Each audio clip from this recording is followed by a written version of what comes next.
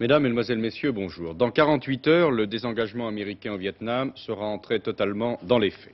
Américains et Nord-Vietnamiens sont sortis de l'impasse au sujet de la libération des prisonniers de guerre. Les 32 GIs qui étaient entre les mains du GRP, le gouvernement révolutionnaire provisoire du Sud-Vietnam, ont quitté ce matin Hanoï pour la base de Clark aux Philippines.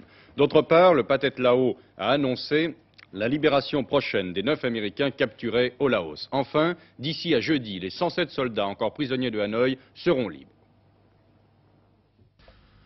Les États-Unis, le Nord-Vietnam et le GRP se sont mis enfin d'accord sur le calendrier final de libération des prisonniers de guerre américains. Aujourd'hui, mardi, le GRP libère 32 prisonniers américains. Le Pathet Lao libérera demain, mercredi, 9 autres prisonniers, dont un civil canadien. Enfin, jeudi 29 mars, soit un jour après la date limite, les 67 prisonniers américains seront libérés. Mais à quelques centaines de kilomètres de là, au Cambodge, les combats ont repris avec une extrême intensité. Selon M. Boret, ministre des Affaires étrangères de Phnom Penh, des troupes fraîches nord-vietnamiennes et un important matériel ont quitté le Nord-Vietnam pour le Cambodge. Environ 10 000 hommes ont été envoyés au Cambodge, portant à 45 000 l'effectif des communistes opérant en République khmère. Aujourd'hui, les 8/10 du territoire cambodgien sont occupés par les Viet Cong, Khmer Rouge et Nord-Vietnamiens. Première conséquence, à la demande du gouvernement de Phnom Penh, les B-52 américains ont repris leur bombardement pour la 20e journée consécutive.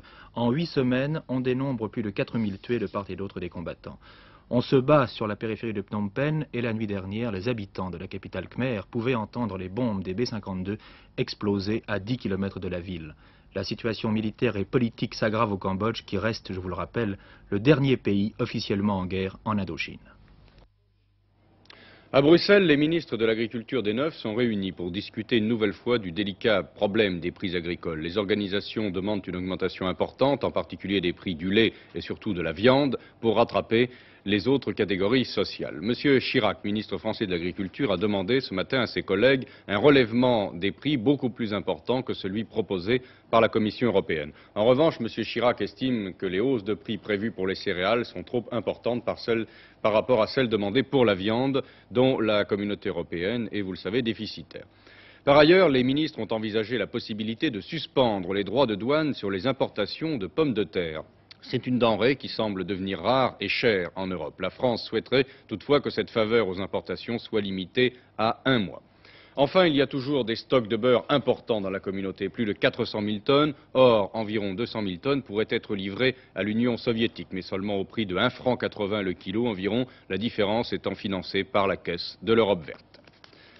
Des négociations sont engagées depuis hier à la Régie Renault sur le conflit des ouvriers spécialisés de 2 ateliers. Ils sont 400 en grève depuis mercredi, mais leur mouvement pourrait provoquer des arrêts techniques de travail plus importants. Ce matin, une nouvelle rencontre avait lieu. Sur place, Gilbert Denoyant. Eh bien, Jean-François Robinet, cette rencontre n'est toujours pas terminée. Ce que l'on peut faire, c'est rappeler en quelques mots l'origine de ce conflit. Il est né la semaine dernière de la grève de 400 OS de l'île Seguin. Ces travailleurs, pratiquement tous des travailleurs immigrés, emboutissent, leur travail consiste à emboutir les carrosseries de R16 et de R4. Que veulent-ils? Eh bien, une meilleure qualification pour obtenir un meilleur salaire. Ils veulent le même salaire que les autres travailleurs des ateliers 1250 et 1261. Ils considèrent qu'ils font le même travail, donc ils doivent avoir la même paye. Côté direction, eh bien, on dit qu'il n'est pas possible d'accorder une qualification supérieure aux ouvriers spécialisés. Alors depuis dimanche, des négociations sont en cours ici. Pas grand-chose à filtrer, à dire vrai, mais peut-être que les choses se débloquent. En effet, on parle d'une prime qui serait versée aux travailleurs en grève en compensation de l'absence de reconnaissance de qualification. En tous les cas, ce matin, il y a beaucoup de travailleurs immigrés autour de ces bâtiments et on peut dire que le climat est peut-être un peu tendu. Et il est souhaitable que les choses aillent assez vite, car en réalité, si la grève persistait, eh bien dans quelques jours, c'est l'ensemble de l'entreprise Renault qui serait en arrêt de travail. De toute façon, cette négociation devrait se terminer tout à l'heure ou au début de l'après-midi, et nous en saurons davantage à 19h45. À vous, Jean-François Robinet. Sur le plan politique, il faut attendre demain pour savoir qui va être chargé de former un nouveau gouvernement, pour savoir également qui l'UDR proposera à la présidence de l'Assemblée nationale. Après le Conseil des ministres, demain, les 183 députés de l'UDR sont invités à déjeuner à l'Élysée. D'autres groupes parlementaires seront, dit-on, à leur tour invités plus tard par le président de la République. Demain doit se dérouler une journée d'explication organisée par les comités lycéens contre la loi Debré. Aujourd'hui, il semble que le mouvement de reprise des cours se soit confirmé. Toutefois, la grève se poursuit dans un certain nombre d'établissements. La commission armée jeunesse, dont le secrétaire général est le général Baudouin, tiendra également une réunion demain après-midi à l'école militaire. Cette commission, qui est composée d'une cinquantaine de civils et d'une dizaine de militaires, n'a qu'un rôle consultatif. Mais c'est elle qui, en 1969, avait formulé des vœux qui avaient conduit au vote de la loi Debré. On s'attend donc à un communiqué demain après-midi de cette commission armée-jeunesse. Demain soir, à 20h30, l'émission à armes égales sur la première chaîne devait opposer M. Alain Peyrefitte à M. Axel, secrétaire du Parti ouvrier, du Parti socialiste ouvrier hongrois. Ce débat n'est pas annulé, mais il est reporté au mercredi 25 avril, et cela, annonce M. Peyrefitte, à la suite d'un accord intervenu entre les deux partis. Il est toujours intéressant d'évoquer le problème du logement, surtout lorsque des solutions intéressantes sont proposées. Voici un exemple où un groupe de personnes fait construire son propre appartement. On pourrait appeler ça en quelque sorte la co-construction. Acheter un appartement neuf n'est pas une mince affaire. Le montant de l'apport personnel et les remboursements d'emprunts font souvent longuement hésiter certains petits épargnants et cadres moyens qui échappent ainsi à la clientèle des promoteurs. Pour cette frange d'acheteurs éventuels, M. Rose, président de la Chambre syndicale des propriétaires de Rueil-Malmaison, propose une solution bon marché, la construction sous mandat.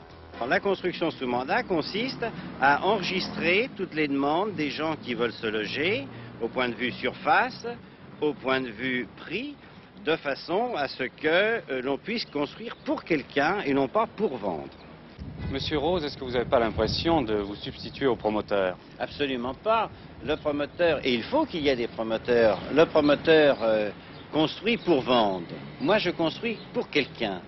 Donc un promoteur a forcément des frais supérieurs aux miens, qui sont dans l'ordre à peu près de 30 à 40%, puisque automatiquement, il faut qu'il achète un terrain, il faut qu'il finance sa construction, et un promoteur ne sait pas quand il aura vendu son dernier appartement. Donc il y a des frais financiers qui sont très élevés et qu'ils ne peuvent pas être comptés. Tandis que moi, je n'en ai pas de frais financiers, puisque c'est les propriétaires qui construisent eux-mêmes leur appartement. Donc il y a une suppression d'intermédiaires. Exactement. Autre intermédiaire que le plan financier. Les intermédiaires au point de vue juridique, puisque je crée tout de suite la copropriété, et les intermédiaires au point de vue commercialisation. À titre d'exemple, un appartement de 82 mètres carrés, 5 pièces, coûte aujourd'hui 140 000 francs, garage et cave compris. Sont inclus dans le prix les 5% d'honoraires prélevés par le bureau d'études techniques chargé d'accomplir les tâches administratives et d'effectuer les appels d'offres auprès des entreprises. Monsieur Delorme est un des propriétaires. Auparavant, il habitait dans un HLM, sa femme travaille, leur revenu est de 4 000 francs par mois. Cette formule implique quelle responsabilité pour un propriétaire? Bien, cette formule implique, si vous voulez, qu'à partir du moment où on se groupe pour construire nous-mêmes, on assume, on prend le risque d'assumer tous les risques de la construction, tous les aléas, tous les problèmes qu'il y a lorsqu'il faut travailler avec des entreprises, et surtout on assume nous-mêmes le financement. Et également la gestion par la suite. Et également la gestion par la suite, oui. Actuellement, on a un syndic dans l'immeuble parmi les copropriétaires. Quant à la qualité de la construction, elle semble bonne dans l'ensemble. Précisons d'autre part que les aspirants à la propriété peuvent bénéficier de tous les crédits traditionnels, y compris le crédit foncier. Mais la difficulté pour ceux qui voudraient construire par ce système serait de pouvoir se grouper et trouver un élément centralisateur comme M. Rose. Cependant, d'autres initiatives privées de ce type peuvent voir le jour. L'expérience de Rueil-Malmaison, à cet égard, est un exemple intéressant. En 1985, près de 12 millions d'enfants vivront dans les villes. Ces enfants auront impérativement besoin d'espace en Amérique et en Angleterre, dans d'autres pays étrangers d'ailleurs. On réserve aux enfants des terrains où ils peuvent exercer leurs activités spontanées, grimper, courir, sauter, créer, etc. La première expérience française se déroule actuellement dans le Marais. Dites-moi, monsieur, faites que je sois un oiseau, pour voir le monde pas plus gros qu'un pruneau, pour m'endormir sur un nuage, entendre le soleil au passage, qui n'a jamais vu un aussi bel oiseau. Les jeux des enfants sont une réalité qui ne peut laisser personne indifférent. Mais les enfants des villes ont-ils encore l'espace nécessaire pour jouer en sécurité et en toute liberté? Le CODEJ, Comité pour le développement des espaces de jeu, tente actuellement une expérience à Paris, dans le quartier Saint-Paul. Je sais pas, ouais, ils s'amusent, ils font des cabanes, après ils amènent des jeux. Ils amènent des jeux, ils jouent, puis ils peignent et tout. Mais vous venez là quand? Le mercredi et le samedi. Vous vous connaissez tous alors maintenant? Bien sûr. Même, on les connaît à l'école. Avant, on les connaît. À l'école. C'est un terrain de la ville de Paris qui est tout à fait provisoire parce qu'on doit y bâtir un centre de personnes âgées. Depuis 2 ans, c'était complètement vide, les gens y mettaient des voitures. Et moi, comme j'avais l'idée de qu'on pouvait faire des terrains d'aventure à Paris, je pensais que ce terrain-là était bien parce que il y a très peu d'espace vert autour, il n'y a pas de square libre, il y a très peu d'espace de jeu pour les enfants dans le 4e. La ville de Paris nous a prêté le terrain, ce qui était déjà pas mal. Et fait un petit crédit de 30 000 francs pour l'année. Il n'est pas d'expérience nouvelle sans problème, avec ses partisans inconditionnels et ses opposants farouches. Ainsi, certains adultes ne sont pas d'accord sur l'aménagement du premier terrain de jeu du 4e arrondissement.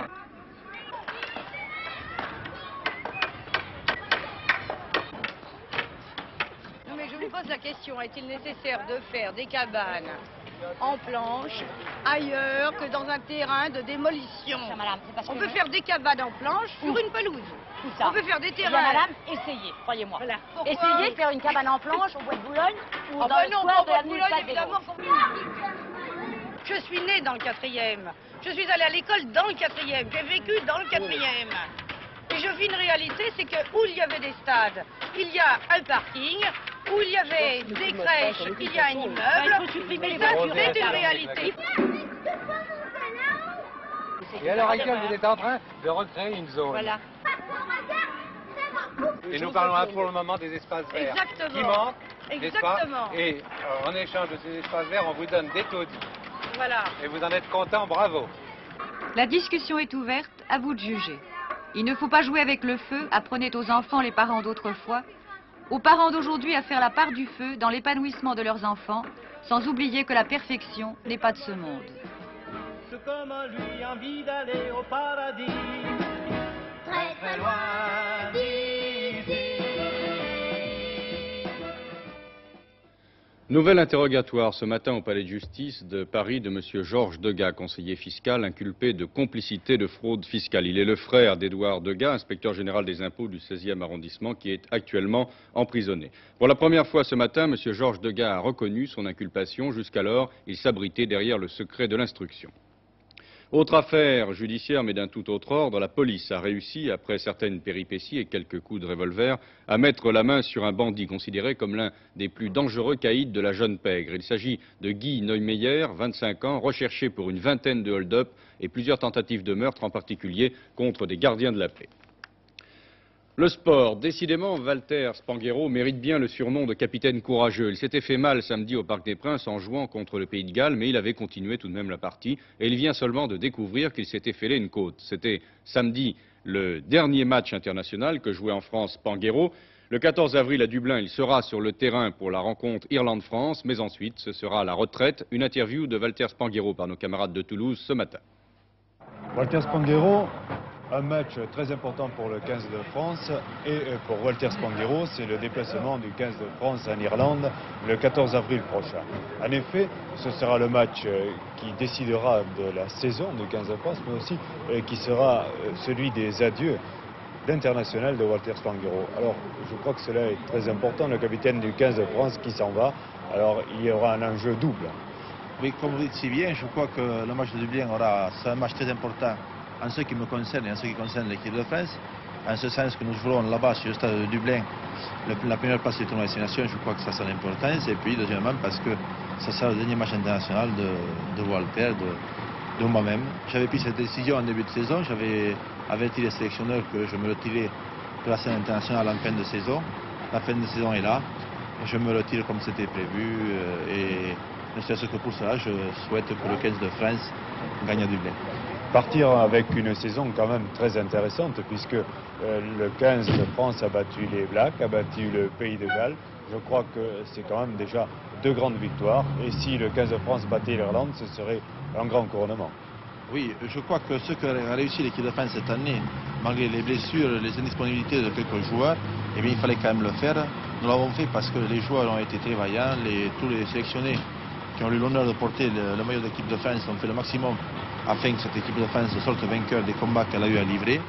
Et si nous avons battu les Blacks, si nous avons battu les Écossais, les Roumains et les Gallois tout dernièrement, nous avons surtout à la volonté de chacun de bien faire. Enfin, pour le match dans lequel vous auriez dû tenir une place avec le 15 du président, vous avez été obligé de déclarer forfait, une blessure contre les Gallois en est la cause. Oui, eh bien, vous savez, quand on apprend qu'on est sélectionné pour un tel match, ça fait toujours plaisir. Et j'étais obligé de déclarer forfait pour ce match à cause d'une blessure, d'une frayeur d'une côte que j'ai eue contre le Pays de Galles dernièrement samedi à Paris. Et je suis obligé de déclarer forfait, de rester à la maison. Je le regrette infiniment, et pour moi, et surtout pour les Bénétis et Ira Saval, avec qui on fait bonne compagnie, on s'est parti très heureux pour jouer ce match. Alors donc, une fin de carrière internationale, qui ne veut pas dire une fin de carrière de joueur. Vous restez fidèle au rugby à Narbonne, je présume. Je crois que j'aime trop le rugby pour l'abandonner comme ça, et si j'abandonne le niveau international, c'est justement pour mieux m'occuper des affaires du club, du Racing Club Narbonnais, car vous savez que tous ces déplacements avec l'équipe de France me posent beaucoup de problèmes. Je ne suis pas souvent avec mes copains du Racing Club Narbonnais, et c'est un peu à cause de ça que je me retire de la scène internationale. Une nouvelle fois, Raymond Poulidor a battu Merckx. Cela hier dans la première étape de la semaine catalane. Le champion belge n'a terminé qu'à 43 secondes, battu par Ocaña, Raymond Delille et Poulidor.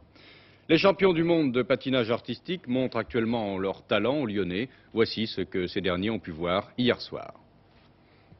Un reportage qui nous vient de Lyon.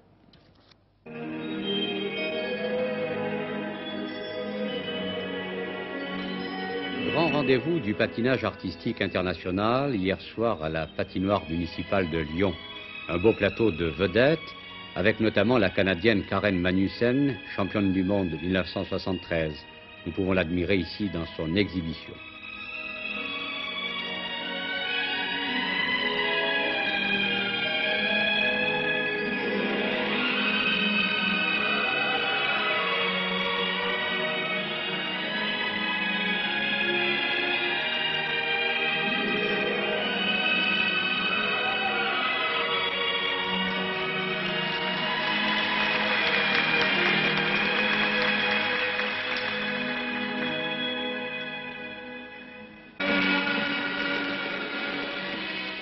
Andrzej Nepela, le Tchécoslovaque, champion du monde 1973, autre attraction de grande classe de cette soirée.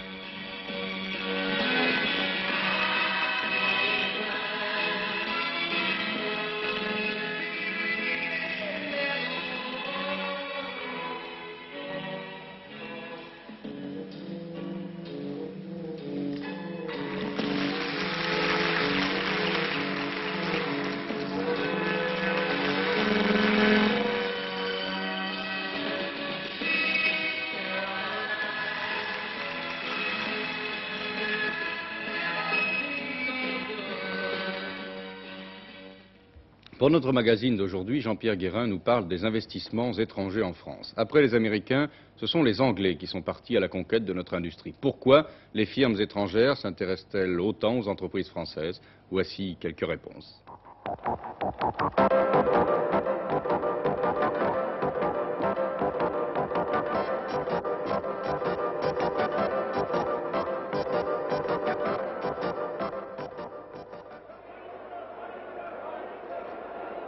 Les Anglais débarquent.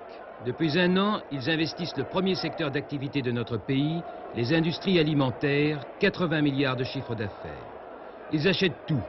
Grandes boucheries parisiennes, vignobles dans le Vouvray, salaisons du Lyonnais, biscuits, cognac. Pourquoi cet intérêt pour la France? Une enquête de Jean-Pierre Guérin dans le secteur de la chocolaterie, dans le Nord et en Grande-Bretagne.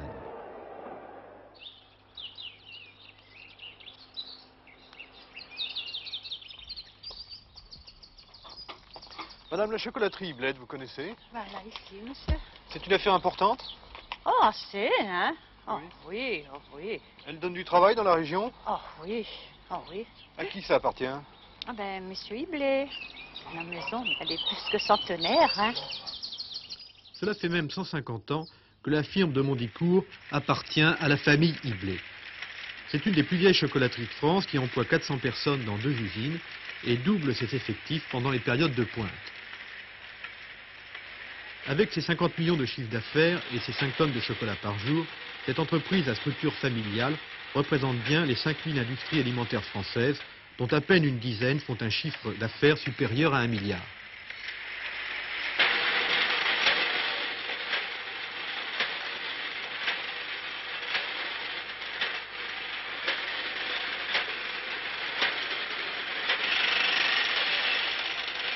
Ce qui est également commun à toutes les industries alimentaires, ce sont les difficultés que connaît son propriétaire, M. Iblé.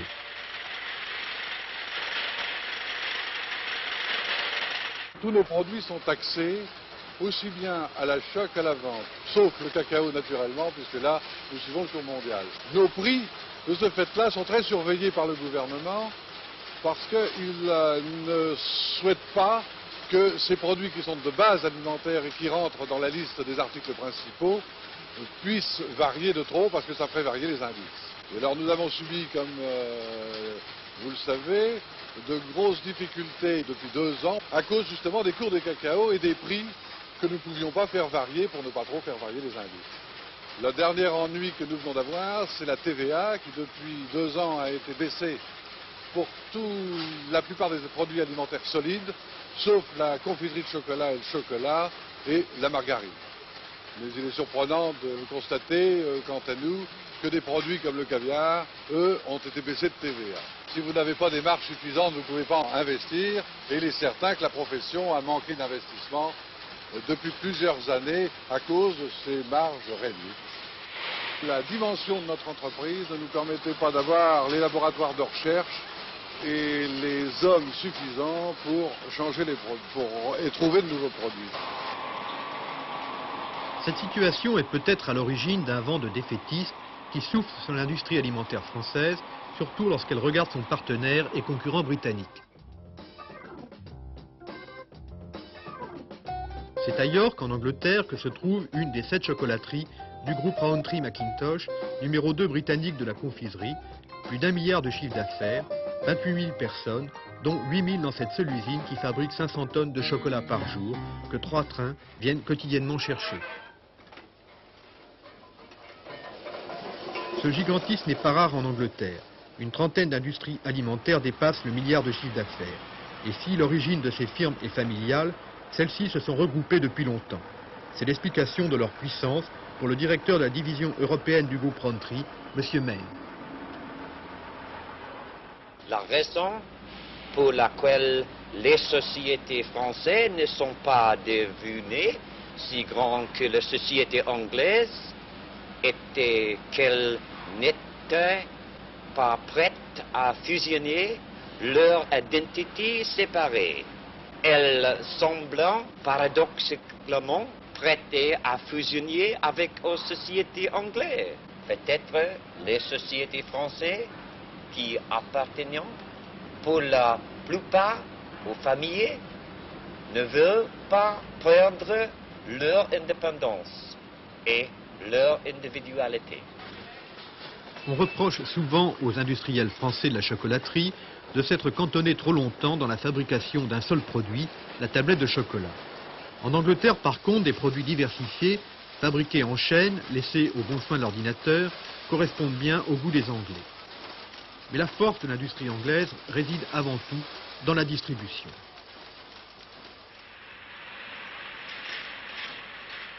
Un Anglais peut, à n'importe quelle heure du jour et de la nuit, se procurer du chocolat dans des distributeurs automatiques, mais quand il achète un journal ou du tabac, il doit passer devant les étalages de confiserie. Résultat, un Français consomme 6 kilos de confiserie par an et un Anglais 12, chiffre record qui doit compliquer la vie des Anglaises. Vous achetez souvent du chocolat? Oh, quelquefois. Et en Angleterre, on mange beaucoup de confiserie? Oui, je crois, mais pour les dames, c'est un peu difficile. Il faut garder la ligne, n'est-ce pas? J'estime que nous pourrons appliquer à nos sociétés en France les connaissances fondamentale des techniques du marketing et de distribution que nous développons depuis beaucoup d'années. Nous croyons qu'il est très important d'être sur place dans tous les marchés importants. Et la France, monsieur, bien sûr, est en marche importante. Toutes les informations économiques suggèrent que la France possède le potentiel de croissance, peut-être 9%, le plus élevé de l'Europe. Le dynamisme de l'économie française fait l'admiration des Anglais, dont l'économie stagne. D'autre part, bien des incertitudes pèsent sur la monnaie anglaise. Enfin, le climat social est mauvais en Angleterre et le coût salarial élevé.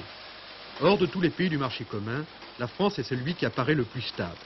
Il est donc préférable d'investir dans une économie en croissance, et c'est pour cette raison que Rantry Mackintosh a acheté le chocolat Meunier.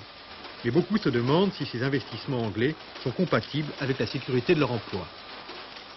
Quand nous avons géré notre collaboration avec Chocolat Meunier en 1971, il y avait 250 employés. Maintenant, il y a 400 employés. Depuis notre association avec Meunier, nous avons installé un atelier de production de bonbons pour les enfants qui sont non seulement commercialisés en France, mais aussi portés en Allemagne et en Italie. Il ne s'agit donc pas de spéculation financière, mais bien de politique commerciale et industrielle. Les Anglais qui disposent de capitaux ont compris que notre industrie pouvait rapporter de l'argent à condition d'investir.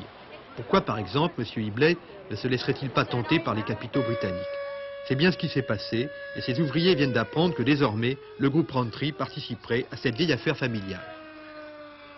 Ça vous inquiète de savoir que maintenant il y a des Anglais qui participent à cette affaire? Pour nous, ça ne change pas tellement. Ça ne vous change rien? Vous n'avez pas d'inquiétude pour votre emploi? Je sais pas. C'est un peu trop nouveau encore pour se faire une opinion parce que la seule répercussion qu'on a jusqu'à maintenant, c'est que, comme je disais, il y a beaucoup de travail en plus, quoi. Mais est-ce que les conditions de travail vont améliorer, vont aller proportionnellement au travail qu'il va y avoir? On n'en sait rien. On peut très bien supposer que d'ici 2 ou 3 ans, il supprime aussi bien ici qu'à Cambrai. Est-ce que vous pensez que ça risque d'avoir une influence sur les salaires?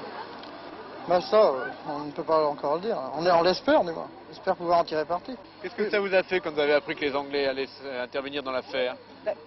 Nous, on travaille, on gagne nos journées, on est content. Le moment, il y a du travail. Bien pour tout le monde. Mais effectivement, ça fait quelque chose et ça m'a fait longtemps réfléchir, et toute la famille, de penser que pendant 150 ans, on avait pu maintenir cette affaire et la développer, puisqu'en somme, on était passé à un rang important dans la chocolaterie française. Je crois nous sommes au 6e rang français. Mais la conjoncture a complètement changé avec le fait du marché commun. Nous nous sommes posé la question de savoir, est-ce que nous pouvons rester seuls? Est-ce que nous arriverons à avoir le développement voulu? Est-ce que réellement, si tous les étrangers du marché commun viennent sur le marché français, nous pourrons nous défendre? Et pourquoi ça n'intéresse pas les Français? Les Français, nous avons essayé de prendre des accords avec des Français, mais c'était beaucoup plus difficile parce qu'il n'existe pas d'abord d'affaires très puissantes sur le plan international en France, et ensuite ça aurait certainement posé des problèmes pour notre personnel et pour nos 2 usines. En tous les cas, ce que nous avons cru, c'est que seuls nous n'aurions pas pu prendre toute l'expansion que nous espérons prendre avec ce groupe puissant. Quelle expansion espérez-vous prendre? Nous avons des objectifs peut-être très optimistes, mais enfin nous espérons pouvoir doubler notre chiffre d'affaires dans les 2-3 ans qui viennent par nos ventes en France, par nos ventes à l'étranger et par nos ventes dans tout le marché commun. Donc c'est du travail en supplément pour notre personnel. Je crois que tout le monde devrait y trouver son compte. On a parlé d'invasion britannique et de défi britannique. Est-ce que vous n'êtes pas en train de coloniser la France?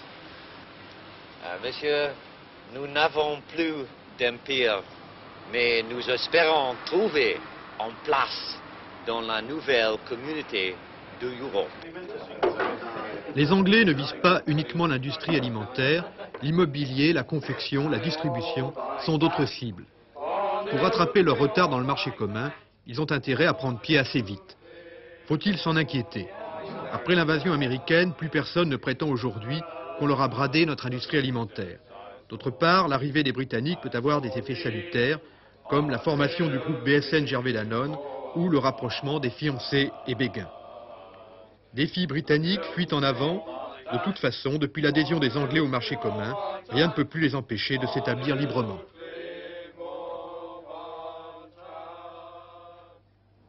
Avant de nous rendre à la bourse, je vous rappelle qu'à Washington, les ministres des Finances du Comité des vins sont réunis. Ce Comité des vins a été créé au mois de septembre dernier dans le cadre du Fonds monétaire international et plusieurs pays, dont la France, viennent d'insister pour que le principe des parités fixes soit retenu comme l'un des éléments fondamentaux de la réforme du système monétaire. M. Giscard d'Estaing est intervenu en soulignant l'urgence qu'il y avait à arrêter les principes de la future organisation monétaire internationale, les récents arrangements ayant, a-t-il dit, un caractère provisoire.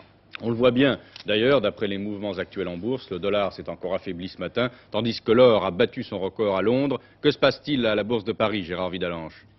Oui, cette hausse record, je l'avais signalé hier, eh bien, elle s'est poursuivie encore hier après-midi, donc après bourse à Londres, puisqu'on a dépassé le prix de 90 $ l'once. Ce matin, on a même atteint les 94 $. On est peut-être un petit peu plus calme, mais en tous les cas, au-dessus encore de 90 $, si bien que le lingot inscrit un nouveau cours record à 12 885 contre 12 680. Alors que le Napoléon perd quelques centimes, 92,30, donc contre 92,60.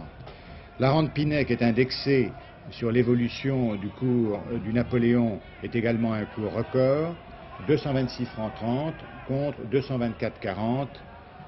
La période d'indexation n'est pas encore terminée, mais la rente Pinay donc va certainement, compte tenu de cette indexation, continuer à progresser. À remarquer que la Caisse nationale de l'énergie, 3%, est en hausse également, 698, c'est presque un cours record. On s'attend dans le courant du premier semestre à une révision légèrement en hausse de certains prix de services publics. Les valeurs françaises sont en progrès également ce matin, très bonne séance. Vous voyez que des affaires comme Bouygues ont repassé le cours de 1000 francs. Le Sieur dans l'alimentation, Général de Fonderie, appareils sanitaires. Je vous signalais hier que toute cette activité d'équipement sanitaire, comme l'électroménager, doivent rencontrer certainement cette année de bonnes perspectives, alors que l'auxiliaire d'entreprise, qui avait progressé, alors là, subit des prises de bénéfices, un peu moins de 7 francs donc de baisse ce matin. Mais un marché très actif, beaucoup moins d'investisseurs étrangers, notamment britanniques. Ce sont des acheteurs français, la petite clientèle et également les grands investisseurs qui se placent sur des affaires qui sont soit dépréciées ou soit dont les perspectives sont très bonnes pour 73. Vous voyez que la radiotechnique gagne encore 4 francs. Dans le domaine des composants électroniques, la radiotechnique, par sa filiale RTC, a réalisé des performances tout à fait remarquables en 72, puisque la société a construit 550 000 tubes couleurs, et pour 73, son objectif est d'atteindre 750 000 tubes couleurs. D'ailleurs, dans ce secteur, les exportations sont importantes, 42%, donc pour une filiale comme celle-ci, de vente à l'étranger. Du côté des grandes surfaces, c'est le Casino ce matin qui progresse vivement. Vous voyez que Rhône-Poulenc a atteint le cours de 190, a même progressé en séance, 192. C'est d'ailleurs probablement l'événement le plus important du côté des valeurs françaises. Donc les grandes valeurs chimiques ont en quelque sorte viré leur cutis, c'était des valeurs très en retard. Il y a un réveil assez brutal. L'Usinor confirme ses bonnes dispositions. D'ailleurs, tout le secteur de la métallurgie, il y a des progrès assez substantiels. En revanche, du côté des valeurs étrangères, eh bien, la bourse de New York a une sorte de mal de tête. En effet, les valeurs américaines sont très discutées. On a enregistré une petite reprise technique hier à la bourse de New York, mais on s'inquiète toujours du renchérissement du coût du crédit. Le coût du crédit pour les Américains est de 6,5%, un taux très élevé car pendant très longtemps, les Américains avaient connu des taux plus bas de l'ordre de 4 à 5%. Vous voyez que le casino n'a pas été encore coté. Il y a un tel rush de demande qu'il a fallu différer la cotation. Carrefour a retrouvé la barre de 5000, 5020 et même 5040. Voilà pour la bourse, une très bonne séance. À vous, les studios. Merci Gérard Vidalanche. Eh bien, rien d'autre depuis le début de ce journal. Merci de votre attention.